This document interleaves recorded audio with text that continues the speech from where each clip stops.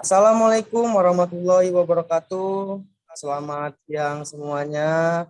Selamat bergabung, selamat datang di acara webinar kita pada hari ini dengan berjudul pengenalan template Revit versi 6 untuk profesional arsitek. Nah, di mana acara webinar kali ini hampir sama persis dengan webinar template sebelumnya ya. Nah, yang membedakan template kali ini adalah yang sebelumnya template di versi 5 akan yang sudah diupdate ke template versi 6. Nah, terima kasih kepada peserta yang sudah hadir mengikuti acara webinar kali ini. Di sini juga sudah hadir ya beberapa arsitek dari Kami Space. Terima kasih untuk arsitek dari Kami Space yang sudah bergabung pada webinar kita. Kemudian terima kasih alumni-alumni dari Lembaga Pelatihan Kerja MAT yang sudah mengikuti dan antusias mengikuti pelatihan kita di LPK MAT. Dan yang paling saya banggakan, banyak beberapa calon peserta dari LPK MAT yang juga mengikuti webinar kita hari ini. Nah, untuk pengenalan template ini, Pak Tony akan membahas langsung bagaimana template ini bisa digunakan untuk memotong tahapan desain. Apa perbedaannya dengan template yang sebelumnya? Nah, banyak hal-hal yang membuat template ini lebih spesial. Maka dari logo-logo template yang sebelumnya juga logo di template ini ada perubahan. Nah, untuk perubahannya nanti bisa dijelaskan langsung Pak Tony. Saya harapkan kita antusias mengikuti webinar sampai dengan selesai. Semoga webinar ini bisa menjadikan referensi untuk para peserta yang pada ini. Ya, Pak Tony, di sini kan sudah banyak nih Pak peserta-peserta kita dari kalangan arsitek, interior, bahkan sampai struktur, bahkan sampai di luar ranahnya arsitektur, Pak. Nah, mereka ini pada penasaran nih Pak sebenarnya apa sih perbedaan template 5 dan versi 6. Kepada Pak Tony bisa langsung dibawakan materinya ya Pak ya, karena udah banyak yang penasaran nih Pak. Ya, silakan Pak. Ya. Oke. Saya mau ucapkan terima kasih dulu ya untuk tim dari LPK MED yang sudah menyelenggarakan acara pengenalan template ini, beserta juga dengan para peserta yang cukup lumayan banyak ya, walaupun tidak sebanyak dulu ya. Namun tetap antusias mengikuti penggemar-penggemar setia para template saya gitu. Karena di template saya ini banyak sekali yang udah saya tambah ya. Mungkin di versi sebelum sama sekarang tuh banyak perubahan ya. Kalau yang pernah memakai template versi free ya pasti tahu kondisinya mungkin belum lengkap dan karena versinya masih free. Namun sekarang kan udah versi berbayar ya. Versi pro itu semua udah bayar dan di situ sudah lebih targetnya untuk para profesional gitu. Jadi yang saya tambahkan di versi 1 sampai versi ke-6 hari ini itu dari cara berpikir saya yang ingin menciptakan efisiensi dalam banyak hal. Jadi efisiensi dalam pembuatan LOD 100 ya, LOD 200, 300 sampai ke 350. Mungkin saya lanjut aja. Mengenai template, saya udah banyak melakukan perubahan ya dari versi pertama sampai versi ke-6, terutama di bagian proses ya. Mungkin bagi yang sudah pernah memakai template saya udah tahu ya kelebihan-kelebihannya apa ya. Mungkin webinar hari ini lebih kepada tingkat-tingkat orang yang sudah pernah pakai ataupun orang yang belum pernah pakai tapi ingin mencoba pakai gitu. Jadi bagi yang udah pernah pakai pasti tahu apa yang akan saya bahas dan mungkin menunggu apa yang sudah saya update lagi gitu. Jadi di template kali ini saya kasih nama dinamis dan dalam berkarya, ringan dalam kerja. Kenapa saya kasih nama demikian? Karena saya melihat kekurangan dari template versi sebelumnya itu di bagian dinamisnya dan kita agak sedikit banyak halaman yang kita lengkapi. Jadi dari halaman LW 100 sampai ke 300 itu tentu halaman-halaman itu harus dilengkapi karena kita dituntut untuk membuat gambar kerja ataupun gambar arsitek yang memiliki kedalaman informasi yang berlapis-lapis. Jadi disitulah kita coba mengupdate sekali lagi untuk ke versi 6, yang dimana versi 6 kali ini terjadi perubahan drastis ya di bagian gambar kerjanya terutama ya. Jadi saya akan coba jelaskan logika berpikir di template terbaru ini. Di template terbaru yang saya coba kembangkan itu dari cara berpikir orang yang melihat dari atas gitu. Ini bisa dilihat dari seperti semacam peta kota ya. Kalau diambil dari drone atau dari helikopter, kita bisa melihat semua jalur kendaraan yang bisa kita lewatin, ya. Baik itu jalur yang sempit gang sampai yang mungkin agak sedikit luas jalan utamanya dan protokolnya gitu. Ini kita bisa melihat secara jelas gitu. Jadi kita kalau misalnya suatu hari berkendaraannya, kita terjebak macet yang di sini gitu. Kita tahu apa yang harus kita lewatin gitu, karena kita melihat dari atas. Kalau kita berada di kemacetan, kita tentunya nggak tahu apa yang ada di depan, karena kita udah terjebak di sebuah kemacetan.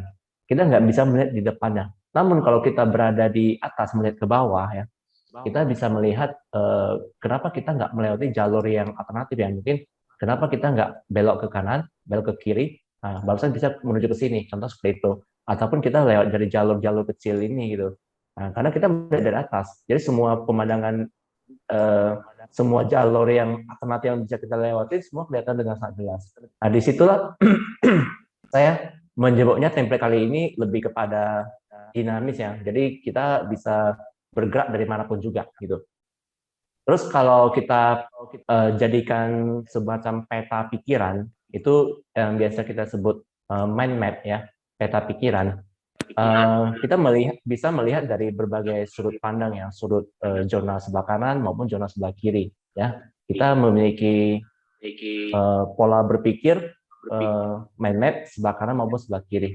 Jadi kalau kita ibaratkan ini sebuah desain, kita bisa melihat ini mungkin ya gambar AJ, ini mungkin gambar INT misalnya ya. Nah, ini mungkin gambar STR, ini mungkin MOP. Nah, kita seperti itu. Semua bermuara ke sebuah bangunan 3D. Ya kan kita kan building information modeling dan pasti visualnya udah bentuk 3 dimensi. Jadi bermuara ke bentuk bangunan 3 dimensinya. Nah, kita cara berpikir seperti itu yang membuat saya itu membentuk semacam mind map untuk proses desainnya gitu. Jadi kita mencoba mengembangkan template ini kali ini menggunakan metode mind map cara berpikir gitu. Kalau dari pernah nggak ya orang melihat visual AutoCAD ya? Ini visual AutoCAD, semua orang tahu ya visual AutoCAD itu seperti ini. Sampai sekarang banyak sekali orang yang masih rindu dengan tampilan AutoCAD. Ada dua hal yang menurut saya ya yang membuat orang itu suka dengan AutoCAD. Yaitu pertama warna ya, dia backgroundnya hitam. Terus dia kedua, kita AutoCAD, kita menyusun seperti cara berpikir mind map gitu. Kita bisa menyusun dalam sebuah tampilan dari turun ke bawah maupun turun ke samping. Jadi kita bisa melihat gambar itu secara keseluruhan gitu. Seperti melihat peta, seperti melihat peta kota yang seperti yang saya jelaskan tadi ya. Jadi kita nggak seperti satu halaman sehingga kita lupa dengan halaman yang lain gara-gara kita tidak melihat secara global gitu. Nah, kira-kira seperti itu yang ingin saya coba kembalikan ya ke template kali ini. Bagaimana kita itu mendesain itu melihat secara global. Dulu kalau kita melihat per halaman, kita bisa lupa satu halaman yang kita lupa otak ya, mungkin simbolnya segala macam. Kali ini saya coba menaruhkannya dalam satu halaman saja gitu. Ya kita cukup buka satu halaman, kita bisa mengerjakan puluhan halaman, 1, 2, 3, 4 dalam satu halaman. Namun ini terintegrasi dengan halaman halaman sheet yang sudah kita susun sebelumnya di template versi-versi sebelumnya. Yang di situ ada sekitar hampir 500 halaman ya. Jadi semua udah integrasi gitu. Nah, mungkin untuk lebih jelasnya akan saya langsung kasih lihat ya nanti ya. Terus yang mungkin yang mau saya kasih tahu lagi mengenai template kali ini perbedaannya ya, yang mungkin sudah saya jelaskan di webinar sebelumnya, yaitu kita bisa membuat gambar yang sangat detail. Sekarang udah versi 6 ya, sebelumnya kan versi 5, ada versi 4 dan sebelumnya, itu nggak bisa membuat gambar sedetail ini. Dengan bantuan template versi baru, kita sudah bisa membuat gambar sedetail ini. Jadi contohnya yang saya tambahkan ke dalam versi kali ini, seperti saluran U ya, saluran U. Nah, Jadi saluran U itu biasa dipakai untuk para arsitek untuk menggambar pembuangan air ya, terus termasuk juga konsultan MEP. Nah, saluran U dengan berbagai ukuran yang proses pemasangannya seperti ini, yang kita tinggal klik, nanti ada penutupnya, udah ada semua detail-detail seperti ini ya, dengan otomatis dia akan berubah sendiri ukurannya. Itu sudah tersedia versi kali ini ya. Terus pondasi ya yang sering kita pakai itu kayak rumah tinggal, pondasinya seperti ini ya. Jadi itu juga sudah saya sediakan pondasinya ya, tinggal diklik. Terus lapisan-lapisan materialnya sudah saya masukkan juga ya, seperti dia adanya stampingnya, urutan pasirnya, ya, slope-nya. Terus di sini kayak contohnya kita bisa memakai pasang bata rola ya, itu juga sudah saya buatkan. Terus lapisan-lapisan yang lain seperti ring untuk terus tanggulan beton ya, itu juga udah saya tambahkan ke dalam template kali ini. Terus kalau kita memotong sebuah gambar ya, potongan itu kan harusnya ada lapisan detail ya. Lapisan detail itu berupa arsirannya yang cukup banyak ya. Nah, itu udah saya perbaiki semua ya. Arsirannya itu jadi ada arsiran beton, arsiran batu segala macam, bahkan gipsum sudah ada arsirannya. Itu juga sudah saya perbaiki semua. Jadi kalau bagi yang ingin membuat potongan yang sangat detail seperti ini, itu udah bisa. Terus contohnya beberapa istilah-istilah yang sering kita pakai di project seperti yang tertulis di sini, itu juga udah saya lampirkan. Jadi kalian tinggal copy paste aja sehingga ini bisa dipakai gitu. Terus yang lain yang mungkin perubahan grafisnya itu di elevasi. Saya udah nambahkan simbol seperti ini. Saya lihat kan simbol ini sering dipakai ya untuk menentukan elevasi dari sebuah benda ataupun potongan sebuah gedung. Jadi elevasi ini bisa kita keluarkan semua ya. Jadi kayak contoh elevasi ini, ya, elevasi plafon, semua objek yang ingin kalian keluarkan elevasinya itu bisa dikeluarkan. Jadi udah saya buat untuk kalian gitu. Terus yang lain mungkin arsiran juga ya udah saya perbaiki juga di versi kali ini sehingga arsirannya itu lebih baik dibanding sebelumnya karena sebelumnya itu masih berantakan ya karena banyak sekali yang mesti saya kutip di template-template sebelumnya sehingga saya bertahap mengutipnya gitu. Jadi kali ini mungkin template-nya udah mencapai 70% lah ya dari target yang ingin saya capai gitu. Di mana gambarnya udah bisa buat sedetail ini ya. Terus kita juga lagi ngembangkan template kita itu untuk buat buku. Jadi kita nggak perlu lagi Photoshop untuk buat buku gitu. Jadi mungkin bukunya udah jadi, kan saya barusan luncurkan template-nya gitu. Saya coba dulu buat sendiri. Karena saya buat template itu biasanya saya nggak, saya uji coba dulu ya selama berbulan-bulan. Saya tes, udah rasa udah sempurna ya, baru saya luncurkan template-nya. Jadi kalau untuk detail nggak usah khawatir lagi ya, udah bisa buat seperti ini.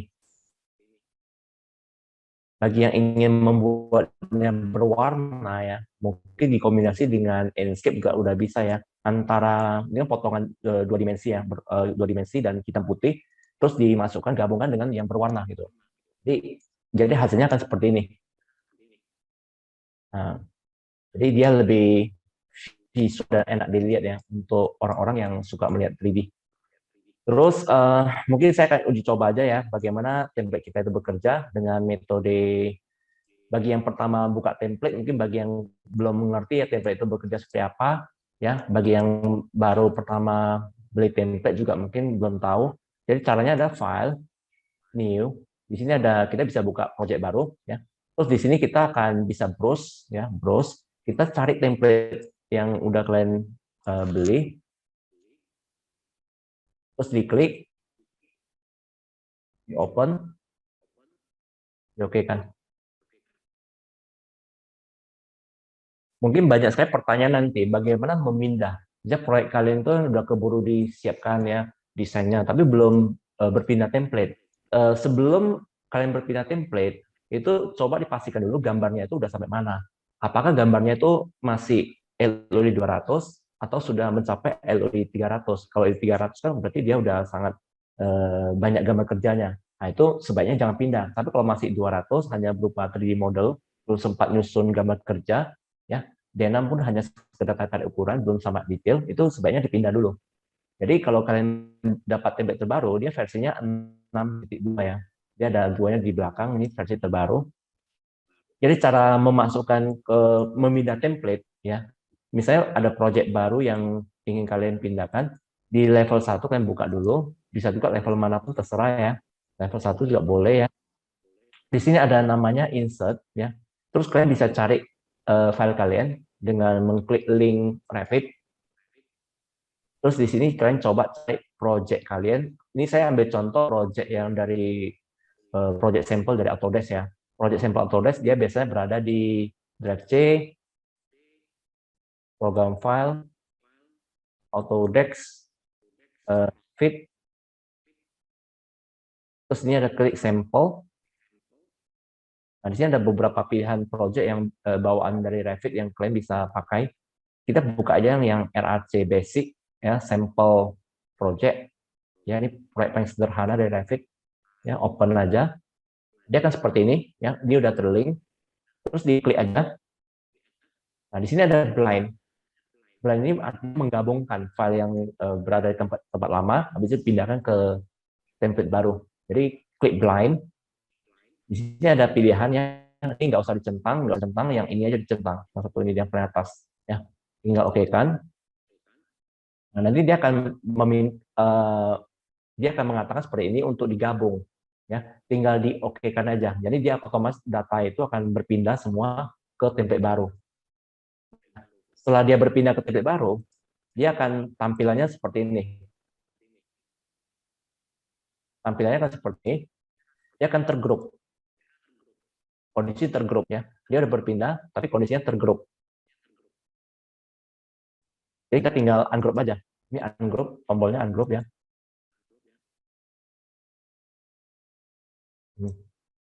Setelah di ungroup, dia akan menyatu dengan gambar kita. Tapi sebelum dipindah ya, tadi kan proses mau memindah ya. Nah, contohnya, nanti kalian perhatikan dulu, ini kan proses sebelum memindah, dia dia belum blind ya. Ini ada level, kalian perhatikan level kalian sama grid. Misalnya proyek ini ada gridnya ya, grid yang bawaan dari proyek lama ya. Ini grid yang kecil itu berarti proyek saya gitu, yang template baru. Kalian sesuaikan posisinya. Ini kan belum sesuai ya. Kalian pindahkan dulu ya. Gridnya itu sesuai dengan posisi grid yang lama. Pindahkan gridnya.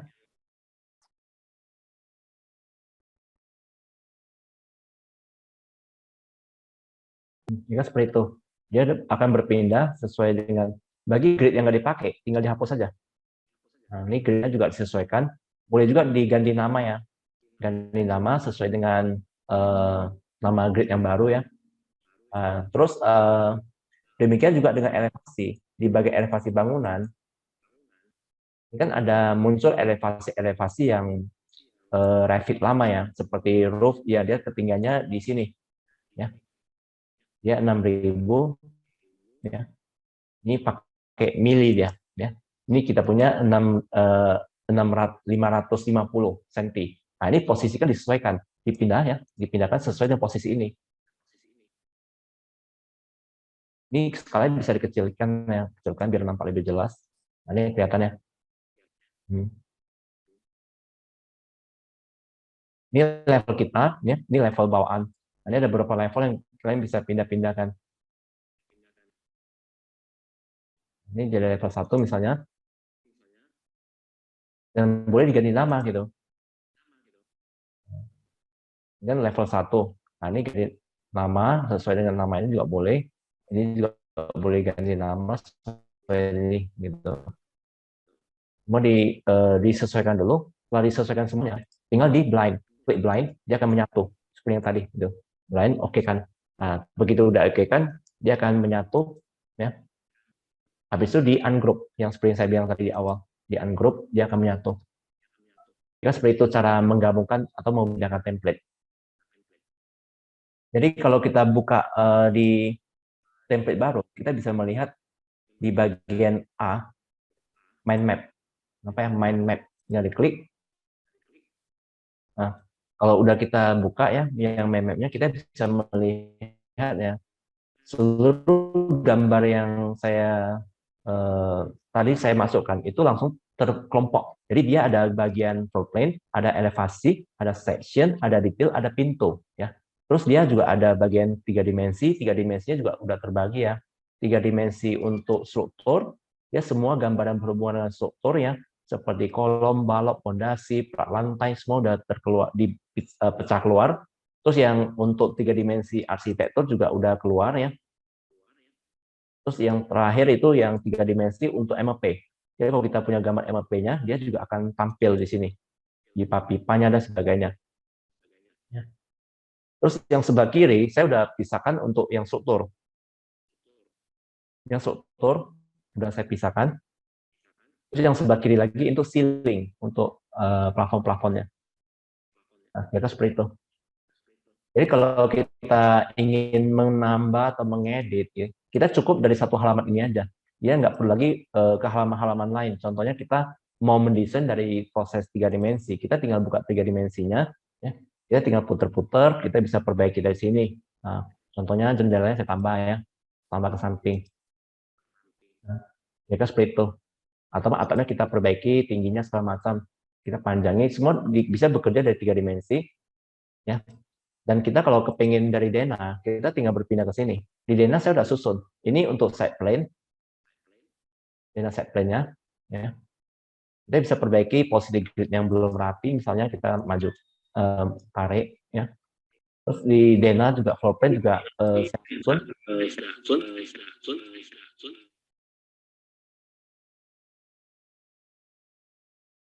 Lantai 1, 2, 3, dan seterusnya. Sudah saya susun kian. Jadi kalau yang nggak membutuhkan lantai ini, ya tinggal dihapus saja. Gitu. Kita bisa melihat yang lantai 1, room-nya juga udah keluar ya semua ya. Master bedroom, bed, semua udah otomatis keluar. Jadi areanya juga akan keluar kalau kalian berhasil membloknya. Tentunya ada yang nggak keluar karena kalian waktu membuatnya itu mungkin room-nya itu belum terblok dengan benar. Jadi contohnya arsitektur, room, ini kan ada ruangannya. Ini udah keluar ukurannya. Panggil balik. Misalnya kalau room-nya udah pernah dibuat, dia otomatis tinggal dipanggil balik. Jadi ukuran room ini ya itu juga udah saya buat versi ya, ada yang ukuran kecil ya, pangkat kecil juga ada ya. Jadi dari kecil, sedang sama besar semua udah saya buatkan. Itu yang membuat kenapa template ini hanya sekarang baru bisa buat seperti ini versi main map gitu. Karena saya harus memperbaiki dulu beberapa fitur, contohnya bagian room ya. Untuk merubahnya ini menjadi besar dan kecil itu perlu proses ya, perlu eksperimen juga, perlu banyak waktu untuk riset gitu. Jadi supaya bisa membesar dan mengecil, tidak semudah yang kalian memakainya tinggal klik ya. Waktu membuatnya susah banget gitu. Sekarang saya belum bisa membuat yang ini. Ini kan dia ada nampak ya, dia kayak arah panah ya. Saya mau buatnya kecil besar itu sampai udah nyerah saya buatnya.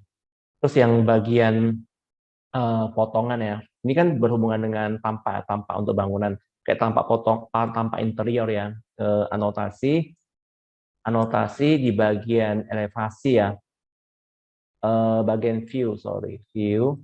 Nah, di sini ada elevasi yang versi interior. Nah, ini kan ada building, ada apa kan, nah, ini interior. Nah, ini kan dia bolanya besar ya. Nah, sekarang saya berhasil membuatnya menjadi kecil. Ini mungkin nanti versi yang akan datang saya baru sanggup buatnya. Saya mesti cari dulu bagaimana cara membuatnya dia bisa membesar dan mengecil. Nah, ini yang saya sampai nyerah buatnya waktu itu. Jadi nggak semudah itu membangun template ya.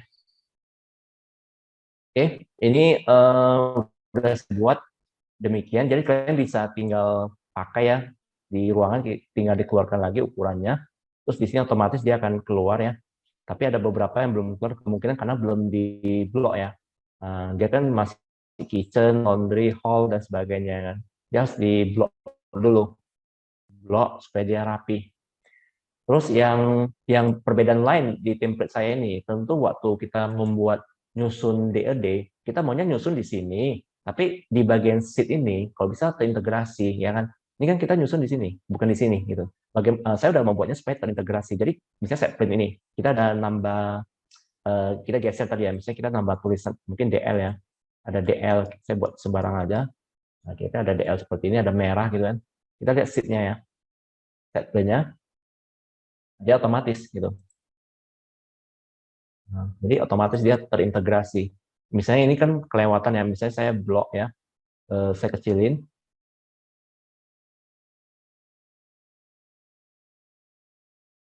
Saya sesuaikan dengan crop,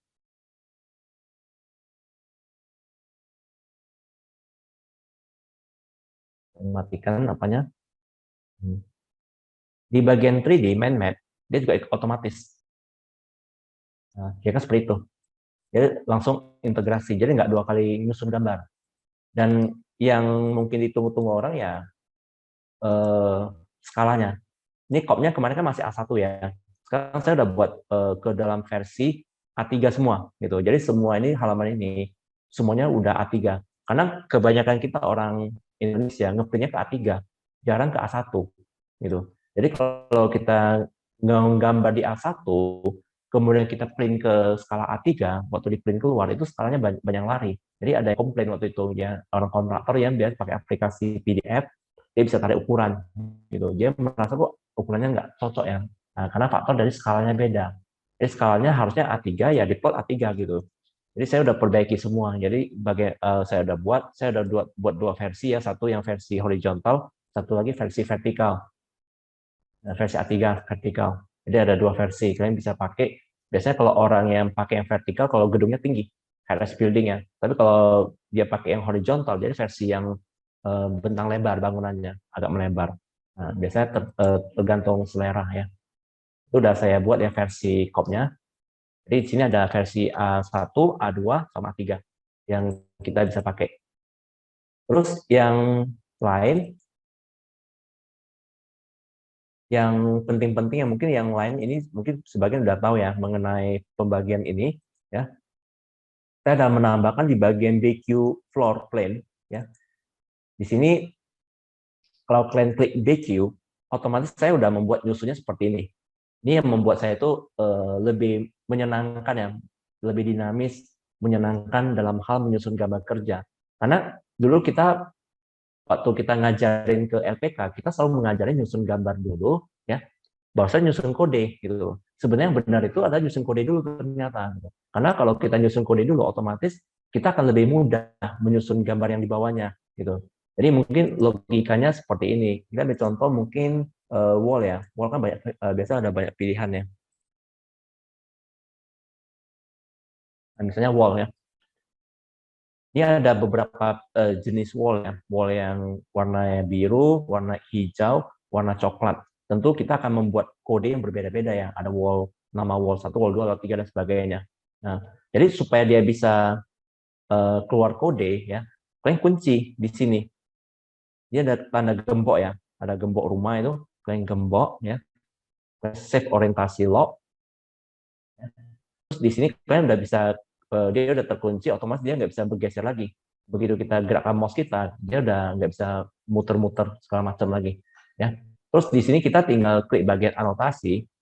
Kalau ingin mengeluarkannya secara manual, ya, di sini ada tag by kategori. Kalian bisa menarik keluar secara manual, bisa tarik manual ya, seperti ini. Nah, dan seterusnya. Kalau ingin sekaligus semuanya keluar secara otomatis, itu kalian bisa tag all. Tag all, kalian bisa pilih bagian wall aja. Ini kan ada banyak pilihan ya. Kalian klik bagian wall, terus kalian pilih bagian leadernya di aktifin. Ini untuk menambahkan garis ini, tali itu ya. Nah, jarak leadernya berapa gitu, tinggal di-apply-kan aja. Jadi semua wall otomatis akan keluar kodenya. Ya, dia akan keluar. Nah, di sini kita bisa melihat kan, semua wall yang kita buat ternyata belum ada kodenya gitu. Di sini kan harusnya ada mark sama tag mark sama mark ya. Kalau tag mark itu untuk pengkodian secara globalnya dulu, bahwa mark itu jenisnya kayak alternatif kedua lah gitu. Misalnya sama-sama dinding batu, tapi ini dicat warna coklat, yang ini cat warna hijau gitu. Jadi nanti kodenya itu marknya beda gitu. Jadi saya udah tampilkan juga sebelah kanan ya. Di sini ada namanya kode detail arsitektur sama landscape. Nah, jadi selama ini saya udah taruh di template versi sebelumnya, cuman banyak yang nggak pakai ya gitu, karena nggak memperhatikan posisinya. Jadi di sini saya coba letakkan di sini biar kalian tuh bisa langsung para drafter terutama sering sekali iseng-iseng sendiri. Contohnya ini wall. dia kasih kode lo W gitu. Padahal di kode sini berbeda sama yang ini gitu. Harusnya ikut sama ini gitu. Contohnya kita bisa deteksi di sini. Batu ya, batu lantai, batu dinding. Nah, berarti batu dinding kodenya BD gitu loh. Jadi kalau ini terbuat dari batu, kodenya harusnya BD gitu. Jadi ketik aja BD yang atasnya ya. Nah, BD. Nah, karena ini ada satu jenis berbeda dengan yang lain, kan nah, lihat semua yang berhubungan batu dia otomatis kan BD semua keluar. Dan ini kategorinya BD01 karena dia pakai cat warna coklat misalnya 01. Nah, ini kan kalau ininya marknya type mark itu otomatis semuanya sama. Tapi kalau yang kode ini kemungkinan bisa beda loh. Di ini kalau misalnya saya cat putih, berarti harus kasih kode lagi BD02 gitu. Supaya dia bisa cepat mengkode yang sama, gini klik kanan, select all, in project ataupun in view, terserah ya. Nah, di sini ada namanya kode yang namanya di sini type ya, struktur, ini mark. Ini langsung ketik 01 biar semuanya itu sama. Nah, jadi semua barang yang warna yang sama seperti ini dia akan otomatis keluar semua kodenya. Nah, kira seperti itu. Ini tinggal dirapikan, rapikan posisinya dan sebagainya. Nah, kalau secara dia otomatis dikeluarkan, kadang-kadang kayak gini dia ada jarak. Nah, ini yang agak kurang rapi jadinya. Jadi kalau kita menarik keluar secara manual, dia akan langsung kena ke objeknya. Nah, itu. Dan nampaknya dia langsung kena ke dinding ini, kodenya 01 gitu. Nah, itu perbedaan kadang-kadang pakai yang all sama itu agak beda sedikit gitu. Nah, ini kan kurang rapi, harusnya dia harus kena ke sini kan. Nah, ya kadang-kadang dia harus pakai sistem manual. Ini manual, misalnya ini manual, misalnya agak belok sini gitu. Nah, ini semua BD01. Terus yang bagian sini, ya ini kan pasti, ini kan dinding juga nih, basic wall ya. Nah, harusnya BD02. Dan BD juga ya, tapi ini versi 02, karena dia beda. Dia sama-sama batu, cuma beda beda fungsi dan beda warna gitu. Jadi kalian bisa kayak teori tadi ya, BD02, select all, in project. Di sini kalian bisa masukkan kode 02. Jika seperti itu dan seterusnya. Jadi masing-masing itu eh, punya kode yang berbeda ya. Ini kan mungkin karena dia hijau juga ya. Nah, kalau dia hijau ya mungkin kasih kode yang sama. Kalau dia beda ini mungkin BD03 misalnya gitu dan seterusnya. Jadi begitu udah kalian susun ini, otomatis kode-kode ini akan kelihatan nih yang mana yang belum ada kode, yang mana yang udah ada kode. Nah, ya kan nampak ya yang udah ada kode dia akan muncul, yang belum ada kode masih di kosong. Nah, di sini kalian bisa melihat seperti yang saya bilang tadi itu, melihat dari helikopter gitu. Kalian melihat apa yang belum dikodekan, jadi nggak ada yang missing gitu. Jadi kalau semuanya dilihat seperti ini kan jadi enak, kita bisa bandingkan ya antara table ini dengan kondisi 3D-nya. Kalau di template sebelumnya kan nggak bisa seperti itu kan, saya belum menyusun seperti ini. Ya sekarang kita lebih mudah kita menyusunnya. Jadi kita bisa masukkan kode di sini, marknya di sini, kita lihat bandingkan lagi mana yang belum gitu. Yang kayak gini-gini kan berarti ada yang belum nih. Nah, otomatis yang ini juga kosong gitu. Jadi kita bisa banding dua hal gitu. Jadi kalau yang ini udah tahu ya, ini fungsinya untuk menampilkan area volume. Kalau ada yang mau buat harga satuan nggak boleh langsung dia langsung perkiraan biayanya berapa gitu. Nah, demikian juga untuk halaman yang lain seperti roof, ya, floor, teorinya juga sama kayak tadi. Sama ya, ini untuk ada mark sama kayak marknya. Ini bisa dikeluarkan. Jadi kalau kita udah susun semua, termasuk pintu, ini pintunya udah keluar semua nih kodenya. Barang-barang yang pintu yang kita masukkan ke project, semua udah keluar datanya, tinggal dikode-kodekan. Ya, mark berapa, ya, kayak mark apa. Ini mungkin biasa kalau pintu itu kita biasa pakai P ya. Jadi bisa juga P, semuanya P. Oke, ini tinggal ganti aja 01, 02, 03, 04, dan seterusnya. Nah, dia udah ada kodenya. Ini kan tinggal dikeluarkan seperti yang saya ajarkan di awal ya. Di sini dikunci dulu, dia nggak digembok, dia nggak bisa, dia harus gembok dulu. Barusan di tag all. Klik bagian door, klik kali apply. Ya, kalau mau hitam putih, nih, ini udah keluar semua kan. Nah, jadi ada cara kita bisa secara manual memasukkan di sini ya. Ataupun cara kedua kita main di table dulu. Nah, mainkan table semuanya, otomatis yang sini nanti akan keluar itu kode yang belum ada keluar. Tapi karena kita udah masukkan di situ, jadi rapi dia. Kita tinggal cek balik apa benar nih kodenya gitu. Kalau jenis pintunya sama tapi kodenya beda kan kita bisa salah nanti gitu. Sembarangan dulu saya keluarkan. Nah, ya kan seperti itu. Jadi kita akan lebih mempermudah pengkodean. Jadi begitu udah masuk ke desain, misalnya di sheet ini, halaman ini kan level 1 misalnya. Nah, kita tinggal keluarkan aja tag-nya gitu. Ya, kayak tag all, tag bagian door, kali, apply. Ini langsung di Dena, langsung bisa kita keluarkan kode-kodenya. Dan ini akan BQ-nya. Jadi proses desain itu nyusun BQ dulu, barusan nyusun ini. Dulu kan kita terbalik ya, nyusun ini dulu baru nyusun BQ. Nah, itu proses yang mungkin agak sedikit salah gitu. Harusnya nyusun ini dulu, BQ dulu. Ya kita lebih nggak salah gitu. Pengodean tag all, baru klik door.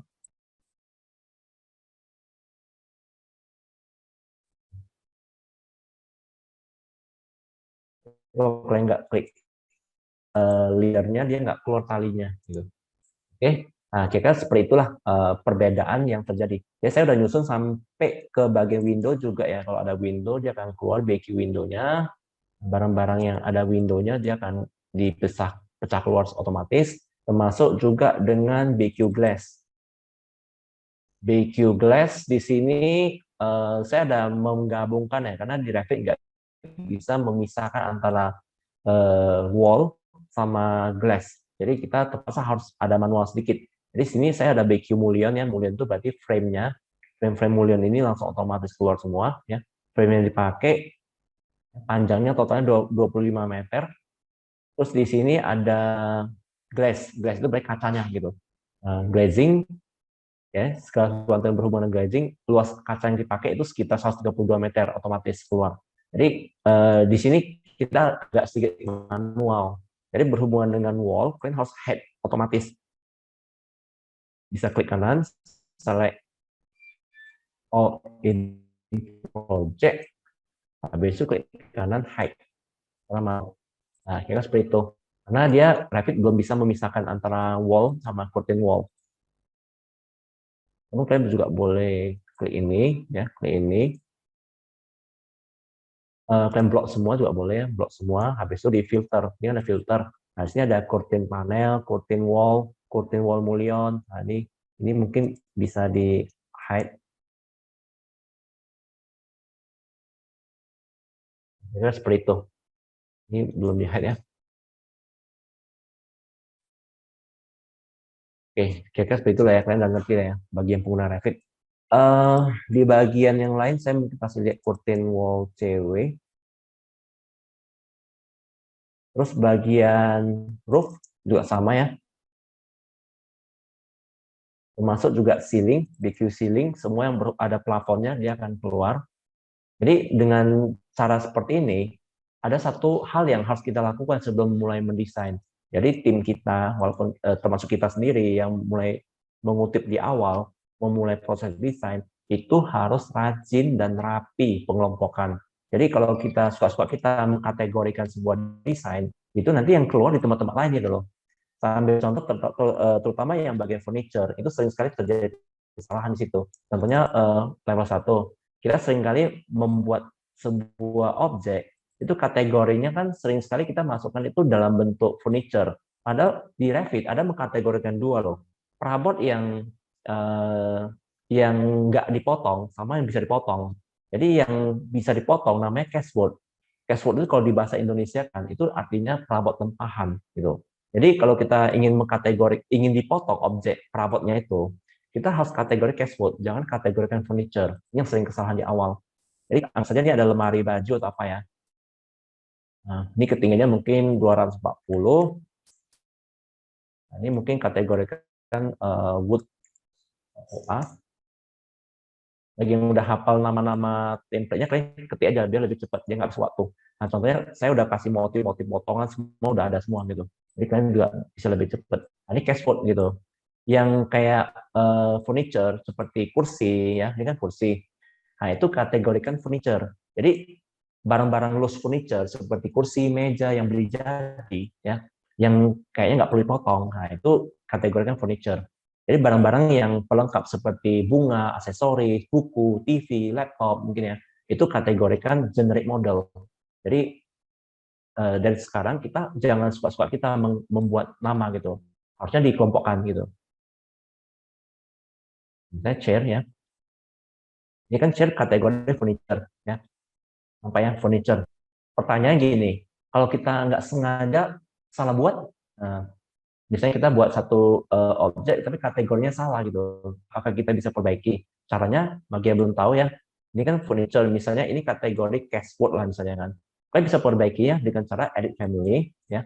Di sini ada pengaturan yang warna kuning ini ya, tombol kuning itu. Di sini ada kategori furniture ataupun cashboard. Nah, nih, misalnya mau dikategorikan cashboard, oke kan? Habis itu load kembali ke project.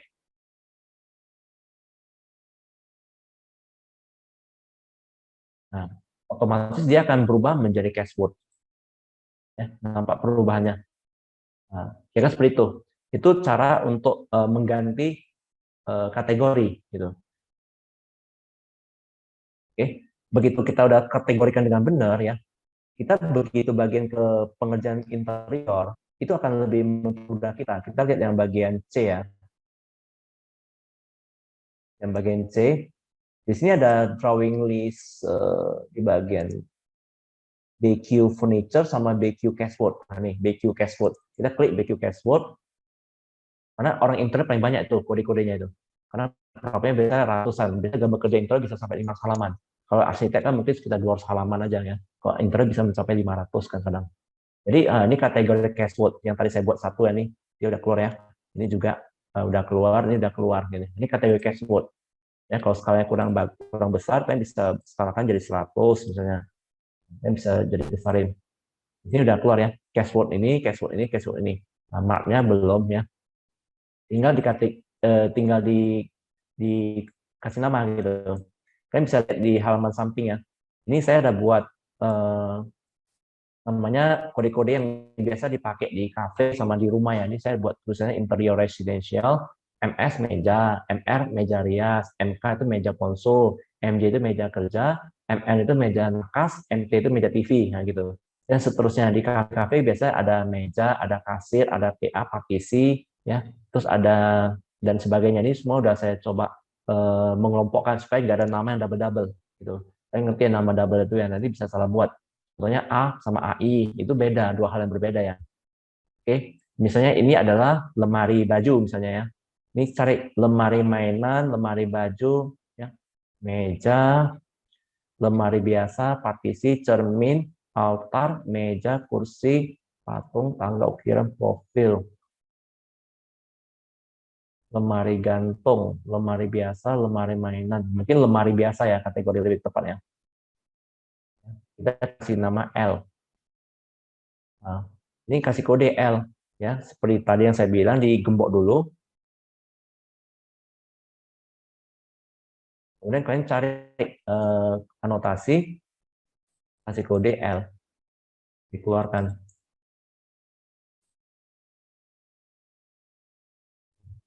Kasih kode L, kasih kode 01. Nah, ini meja dapur. Kita cari MJ, meja sofa, meja dapur, meja kerja, meja nakas.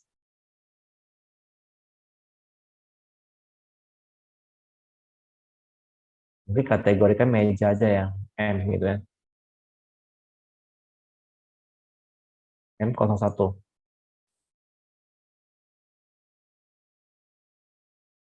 Yang ini M02.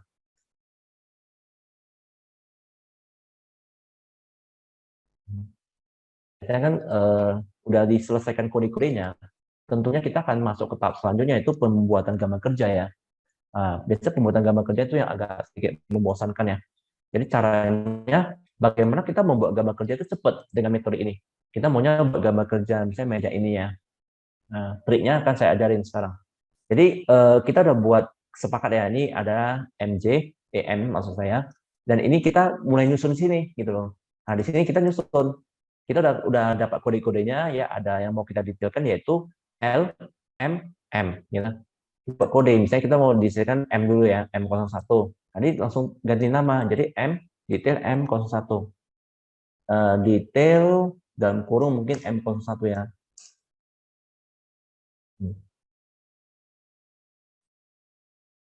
Dan ini jadi detail M02.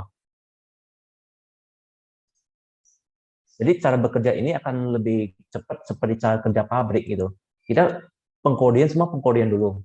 Habis itu ganti nama semua ganti nama. Jadi kayak ada satu orang yang bagian departemen ini, departemen itu. Di pabrik kan ada workflow ya teman-teman. Nah, workflow itu satu orang hanya ngurusin balik kotak misalnya. Dia seterusnya balik kotak gitu. Jadi otomatis kerjanya itu lebih cepat. Jangan sebentar tarik ukuran, sebentar balik kotak, sebentar ini, sebentar itu. Jadi dia fokusnya pecah-pecah gitu. Jadi harusnya kita fokus dulu ke tarik ukuran, fokus ke nyusun sheet, fokus ke BQ, BQ gitu. Itu yang cara berpikir pengelompokan supaya manajemen lebih teratur. Jadi M01 ini kita udah buat sheet-nya, ya, tapi masih kosong ya isinya ya. Bagaimana kita menaruhnya ke situ dengan cepat gitu. Ya. Kalian buka dulu 3D-nya, view, ya, kalian buka satu 3D, view 3D-nya udah siap ya. Ada dua halaman ya, satu yang versi BQ, satu versi 3D. Ya. Kalian klik objek ini, pindah ke 3D, section. Nah, ya otomatis dia lebih cepat. Ya, ulangnya pasti ada yang kaget. Klik ini, pindah ke 3D, klik section box. Nah, ya seperti itu. Dia akan otomatis terisolasi gitu loh. Dia otomatis dia akan memfokus ke objek ini di dalam 3D itu. Nah, di sini kita tinggal duplikat. Ada dua cara ya, mau menduplikat cepat atau menduplikat yang lain gitu. Kalau saya lebih suka menduplikat di sini langsung. Kita kan udah tahu posisinya di mana ini ya. Kita di sini di koordinasi ya, di bagian 3D view. Nah, posisinya ini. Ini kalau belum dapat ya mungkin karena dia template baru, kalian bisa pindahkan, ini kan ada disiplin. Nah, disiplin pindah ke koordinasi. Nah, ini koordinasi nampak ya, dia berpindah ke sini langsung. Klik ini sama klik ini, dia nampak di sini. Jadi ini tinggal diduplikasi. Duplikat ya dengan nama baru. Nah, masih ingat tadi namanya M01 ya. Nah, kasih nama sama, M01. Nah, di saat ini kalian terus melakukan hal ini. Jadi kalian semua gambar ini kalian klik, pindah ke 3D, section. Habis itu duplikat M02. Duplikat M02.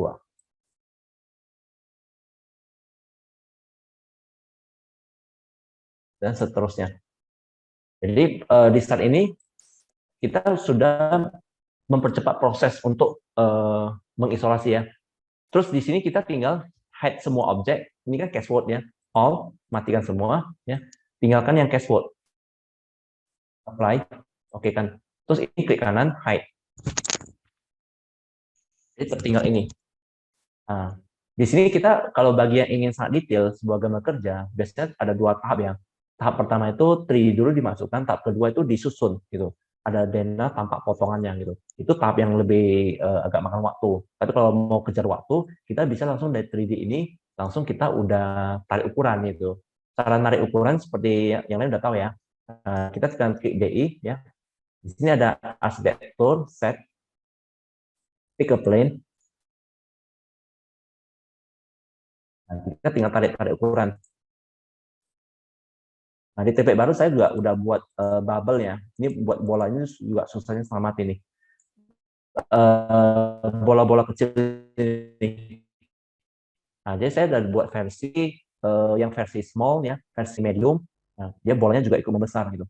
Nah, ya, seperti itu. Ini kan skalanya kecil banget ini 200.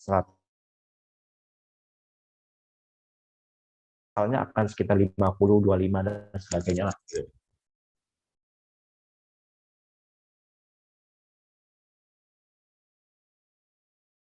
Nah, kira seperti itu. Terus bagi yang ingin menarik material yang kalian taruh di sini, ya tinggal kunci lagi kayak tadi digembok ya, di save. Di sini ada simbol anotasi. Ini ada multi kategori. Kalau nggak digembok dia nggak bisa keluar tuh. Kalian bisa langsung keluarkan kode-kode materialnya kayak gini. Kalian bisa keluarkan jadi sangat cepat ya. Kalau nggak mau ya kita teks manual gitu, teks manual, kalian keluarkan secara manual, ketik keterangannya. Ini tinggal di blok, ini ditampilkan ke atas. Nah, kira seperti itu. Jadi kalau kita dari 3 dimensi, tarik ukuran kira seperti ini. Terus dimasukkanlah ke sheet itu, ya, ke sheet detail tadi.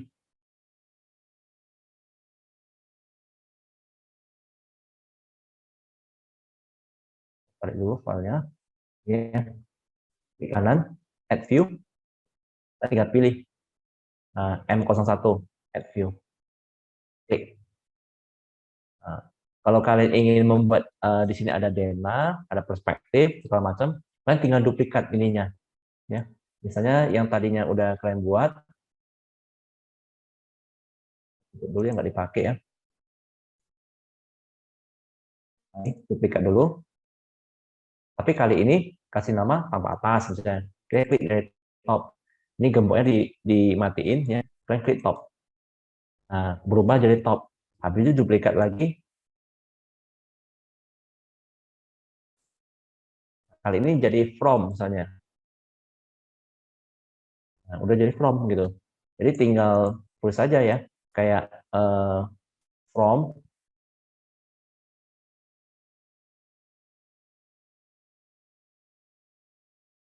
ini top. Nah, tinggal dimasukkan ke sheet itu tadi. Ditambahkan add view yang top sama from. Add view lagi.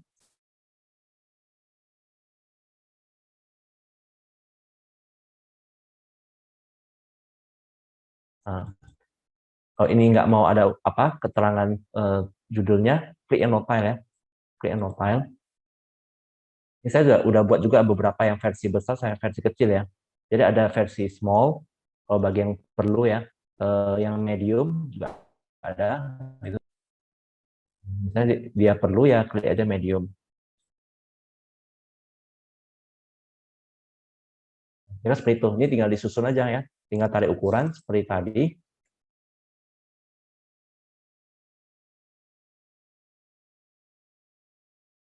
Yang set diri posisi dulu ya. Pick posisi DI. Saya sembarangan dulu kasih contoh aja.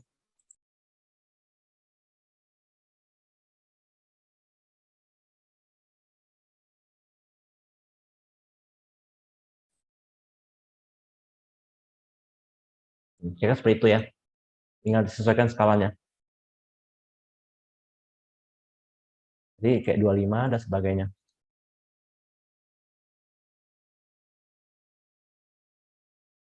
Itu cara yang cepat menurut saya ya, daripada kalian menaruh bola potongan Dena ke dalam Dena gitu, itu akan sangat ribet. Ini akan lebih cepat kalau menyusun gambar kerja. Demikian juga dengan BQ Furniture ya. Kalau kalian ingin menyusun yang cepat, caranya sama kayak tadi. Tadi kan yang cashboard ya. Kalau furniture dia akan otomatis, yang lost furniture dia akan terpisah keluar ya. Kalian tinggal keluarkan kode-kodenya, tinggal untuk disusun ke gambar kerja. Terus kalau yang lain ya, yang saya tambahkan mungkin di elevasi ya. Kemarin yang saya bagaimana merubah ukuran. Itu susah banget buatnya kemarin, akhirnya berhasil. Jadi di sini kita bisa memilih ada big ya, ada medium, ada small. Ini juga permintaan ya dari para pengguna template saya. Jadi kita udah lebih mudah ya, karena kalau ininya gede banget, waktu kita memasukkan ke dalam copy yang ukuran A3, ini bolanya tulisannya bisa besar, jadi norak sekali ya kan. Terutama ini juga ya, ini juga udah saya buat 3 versi yang bisa yang big, medium, dan small. Saya udah buat 3 versi.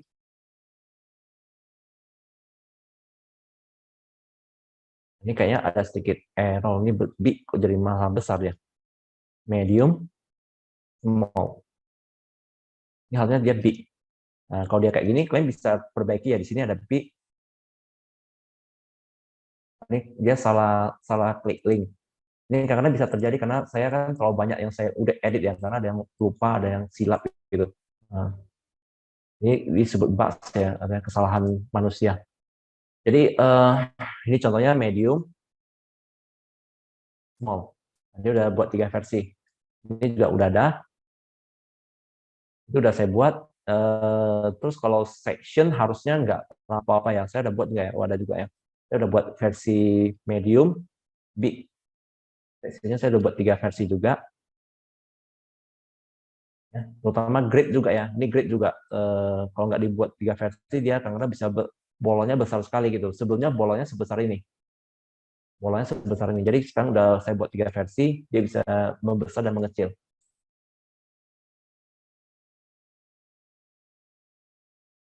Demikian juga nanti kalau orang yang struktur ya, ini kan ada struktur, BQ struktur, kolom. Jadi kalau kita klik, ya semua kolom-kolom yang ingin kalian gambar itu udah keluar semua gitu. BQ framing, ya kalau ada gambar framingnya, kebetulan proyek ini nggak ada framingnya berarti. Ya, soalnya dia ada framingnya. Nah, dan seterusnya. Yang landscape juga ya, cuma belum saya susun ke dalam ya. Ini mungkin template selanjutnya saya akan lebih fokus ke landscape deh, gitu. Biar kan landscape itu juga perlu ya BIM ini.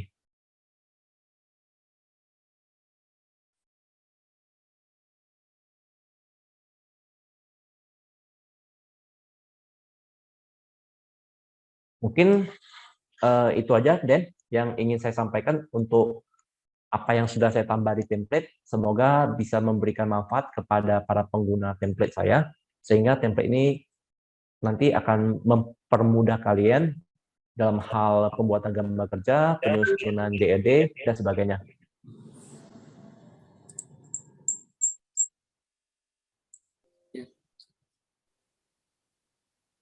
Baik Pak Tony, atas penjelasannya saya ucapkan terima kasih. Sekarang kita memasuki sesi tanya jawab ya Pak ya, karena pasti banyak nih peserta kita dari kami Space, alumni, bakal calon LPK juga pasti ada nih beberapa hal yang ditanyakan. Nah, untuk para peserta bisa menanyakan langsung, open kamera dan open mic-nya langsung ditanyakan ke Pak Tony.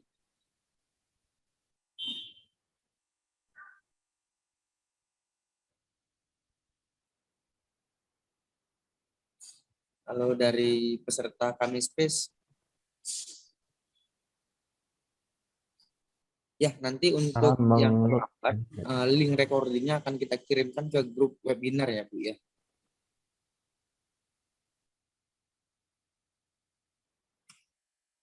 Dari mentor Septi, kira-kira ada yang mau ditanyakan Mbak Septi?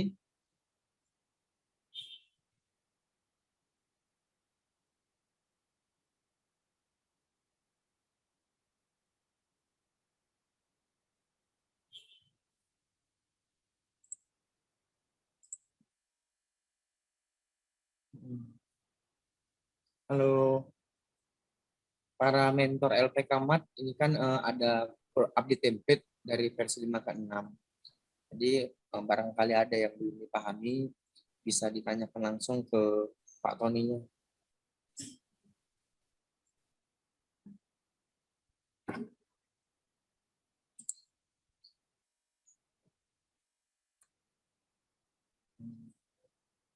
Atau bisa bertanya di kolom chat ya untuk pesertanya.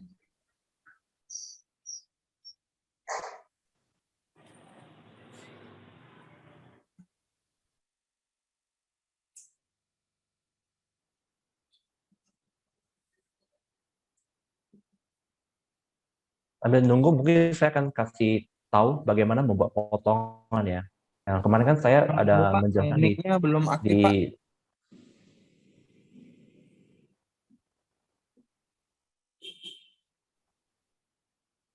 sambil menunggu, saya mungkin akan jelaskan sedikit cara membuat potongan.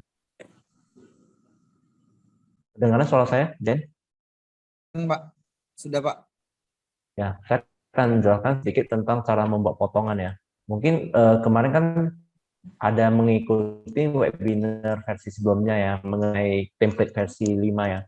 Di situ saya ada update mengenai potongan, mungkin saya review sedikit ya. Misalnya kita ingin memotong bagian tertentu yang udah kita desain, kita tinggal view bagian sini ya, view section, kita tinggal potong. Nah, kira seperti itu. Jadi saya juga udah menyediakan beberapa potongan yang kalian udah tinggal pindah. Misalnya potongannya kan posisinya belum pas nih. Nah, kalian geser gitu. Pindahkan ke posisi yang pas dengan desain kalian. Misalnya potongannya harusnya di sini posisi yang benar ya. Nah, terus yang potongan yang ini kalian pindahkan ke sini. Agak sedikit ke sini misalnya, tinggal geser. Jadi otomatis begitu udah kalian pindah, kita bisa lihat di mind map ya. Di bagian A, mind map.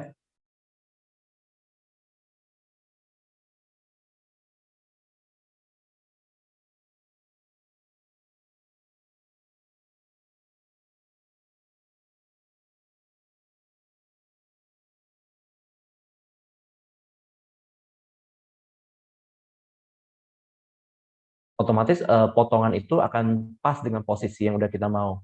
Kita bisa lihat di sini ya, potongan yang tadi yang satu, ini potongan yang kedua, ya, ini potongan ketiga yang posnya belum pas ya.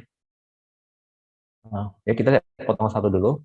Ini bagi yang nggak perlu, misalnya ada levelnya kan nggak sesuai dengan kebutuhan. Ini kan untuk gedung 10 lantai ya. Kalian bisa hapus. Kalau kalian hapus, jadi karena saya sering bilang ya, menghapus itu lebih cepat daripada membuat. Jadi tinggal hapus saja. Seluruh level yang udah tersedia itu akan terhapus otomatis. Kayak gitu. Ini juga dirasa nggak perlu, hapus saja. Nah, gridnya kalian bisa rapikan. Begitu udah kalian potong, ya di bagian sebelah sini detail, dia akan otomatis keluar seperti ini. Ya. Nah, disinilah kalian udah bisa merapikan. Saya dirapikan seperti ini. Ini saya udah buatkan untuk kalian. Ini bisa di copy paste. Jadi dari saya grup ya, kalau kalian ingin mengkopinya bisa lebih cepat gitu. Saya kalau nggak di copy, kalian bisa ungroup ya, di ungroup. Bisa di ungroup di sini ungroup. Nah, kalian bisa pindahkan kebutuhan kalian itu yang mana-mana aja. Misalnya di sini kalian butuh, kalian pindahkan ke sini. Nah, misalnya ini kan terbalik nih, kan hubungan, ini ada usuk, gording, kuda-kuda dan sebagainya. Ini tinggal di mirror aja ya, tinggal klik ini mirror, ini tinggal dibuang aja.